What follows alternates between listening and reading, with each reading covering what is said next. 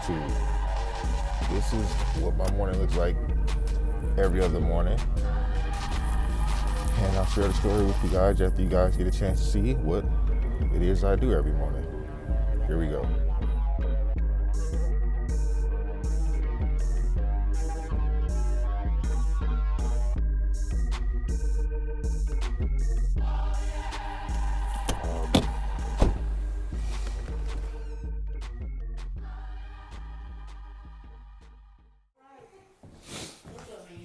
What's going on? Doing all right?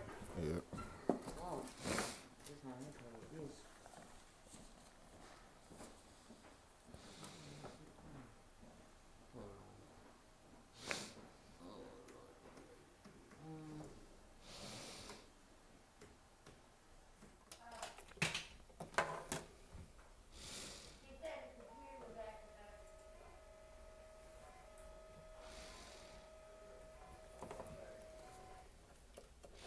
What's your drink home?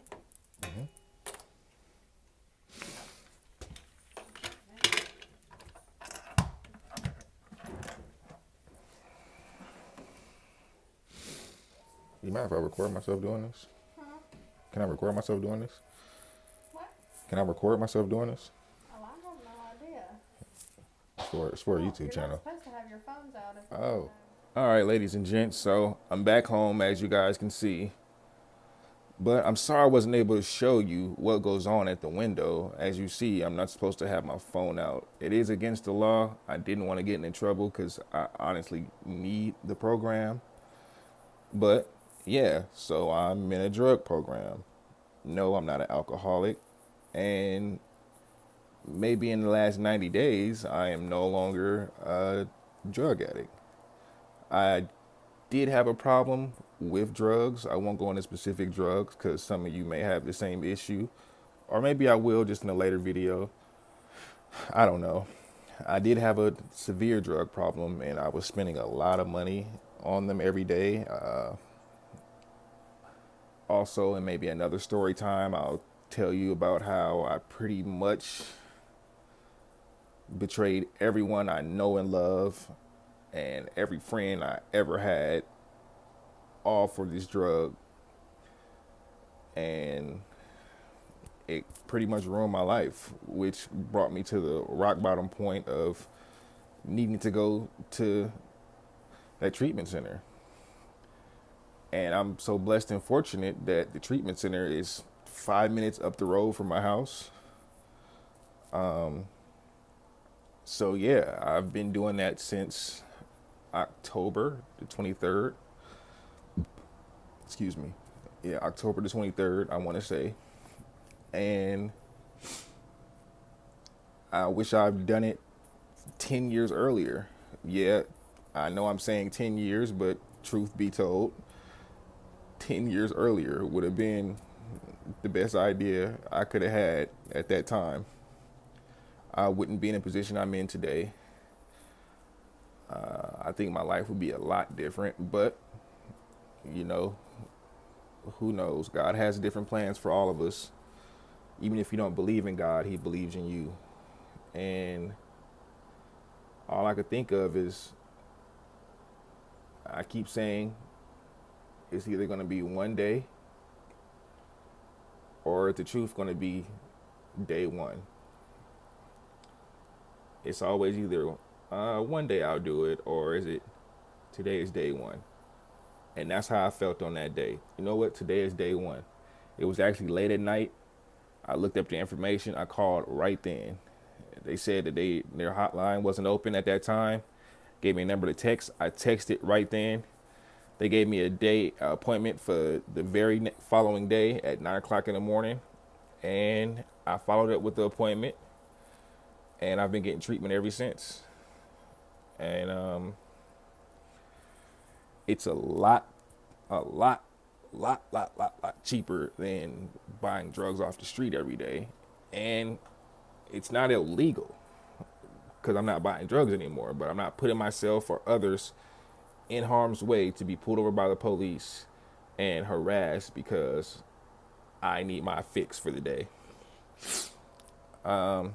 Again, I've lost a lot of friends and family that I'm not exactly comfortable giving specific details at this moment, but I I got there to that place of being a drug addict for the most innocent and I guess you would say valid reasons. 13 years ago or so, I found out. Well, first, let me start. When I was 12, I had my first seizure. My mom woke me up in the middle of the night, was disciplining me about something that she saw in my room that she mistaked to be something else. And while she's talking to me, I pass out and wake back up. Now, while I'm passed out, I have no idea what's happening. It's the first time I ever fainted. She chucked it up to me being extremely tired, and you know, she didn't think any too much of it, but it still was alarming. Also, from being a very young, as far back as I can remember, I've always had very bad headaches. And when you're a kid, at first your parents are like, what do you know about headaches? You're not having headaches. You don't even have a head big enough to have headaches. Whoop de whoop. So I always used to get prayer and maybe some Tylenol sometimes, but not all the time. When I was a very, very small youngster, I went through my mom's medicine cabinet and attempted to find something that would work. Like Tylenol, I didn't know exactly what I was looking for because I didn't know exactly where Tylenol came from or what it looked like. But I did find something, fortunate enough for me. And it worked perfect. And I thought you could just buy it off the counter. Little to be known, you couldn't. You needed to go through proper channels to get this medicine. Fast forward, I turned 17. Between the age of 12 and 17, for some reason, I started to have these seizures. Some will be petit mal, which is when you maybe don't faint, but you get stuck in a certain position, or you get shakes uncontrollably, or your eyes roll back in your head. Grand mal is when you get an aura, when it sounds like static and you can smell bacon. And when you get the static, it gets cloudy and you go pitch black. You pass out. What makes it petit mal is the fact that you release your bowels. And luckily, 90% of my grand mal seizures, it would be me going to the restroom first, using the restroom, and falling out in the restroom.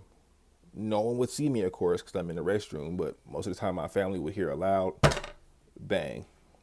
Then they would come to the rescue, or sometimes they wouldn't. I would wake up, realize, oh my God, I just had a seizure, check myself, and I wouldn't be wet, but the toilet would be unflushed. So that's how that happened. We go to the doctor. They say, oh, let's take a MRI, a CAT scan. They take the MRI and CAT scan. Come to find out, I have 2 lesions on the base of my right occipital. So the right side of my brain on the base, less than a half an inch away from my spine, pretty much connected to my spine. And at the time, they're benign tumors, which means they're not growing, but they have the potential to grow, seeing as how they didn't start that size, and they probably won't end up that size. Now, needless to say, this may or may not be contributing to these massive headaches I'm having, which is also the reason why I'm at the neurologist. They go through a trial period of maybe 20 to 30 different medicines. None of them work for my migraines.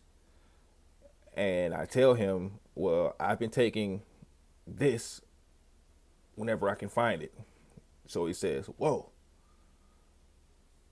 you're really young and we never do this for your age, but because you're already doing this and I don't want you to get in trouble because it's illegal the way you're doing it, here, I'll write your prescription. He writes the prescription and I begin to take that medicine as needed. due to the severity of my headaches, at the time I was taking it as I needed it. But this medicine doesn't come with refills unless you see your doctor. And normally you're not seeing your neurologist once a month, every month on the same day to get refills for this medicine. Plus, my seizure medication, little to be known at the time, was making my headaches worse. And it was a 90-day prescription. So I would get refills for my seizure medicine every 90 days, but I wasn't getting the pain reliever medicine. So I would end up going to the emergency room because they were that severe. Every time I would go to the emergency room, they would give me a shot of morphine. It would work for a little bit. Then they would give me a shot of Dilaudid. That would work great, but I would be extremely high, loving the way I feel. And whenever they give you a narcotic in the emergency room, they have to write you a prescription for one because you will have what they call rebound headaches or rebound aches and pains. And so they would write me a prescription for narcotics. I would go get that filled. They only give you the max they can give you is 21 for a 7-day period. I would usually get 12 to 21.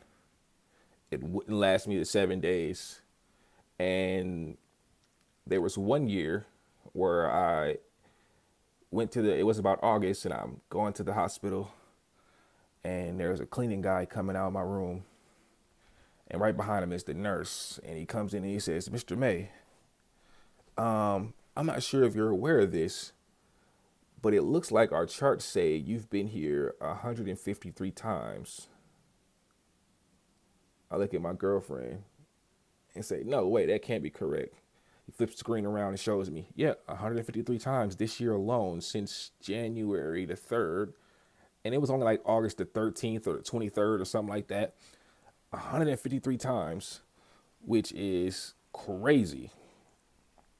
That's when in my mind I knew, okay, I have a problem, a real issue, and you guys are my major contributor.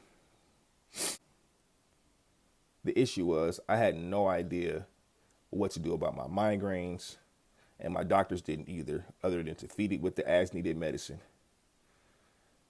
By now, I'm abusing the medicine because it's giving me the relief I need, but also I have an addictive personality due to the fact, also when I was 17, I come to learn that I am on the autistic spectrum.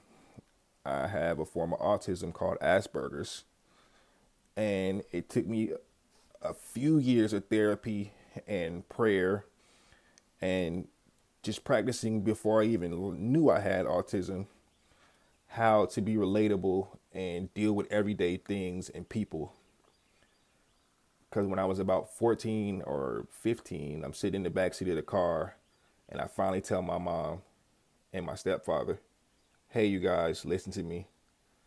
I really need help." No, not the kind of help I've been getting in school. Something more. I feel like there's something seriously wrong. I'm different, and I'm starting to notice it, and I don't like what I see. So fast forward, fast forward all the way. I'm 30 now. And a few months ago, I just didn't want my 30th year to be the same as all my 20s and the last few years of my teenage. I needed to make that change. And that's what I did.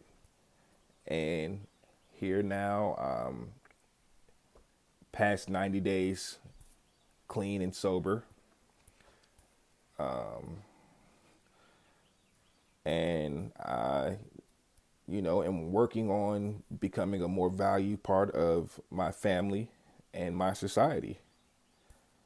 So I just wanted to share that with you guys, just in case some of you guys are having struggles, or, everybody's going through something.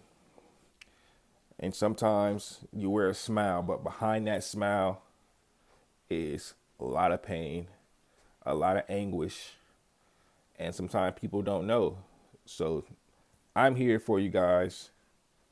Leave a comment, subscribe. Maybe you're going through something similar. Maybe you know somebody that's going through something similar and you don't know how to approach them. Send them to this video. Send them to me. I'll talk to them. But for now, guys, I'll see you in the next one, and thumbs up. Appreciate it.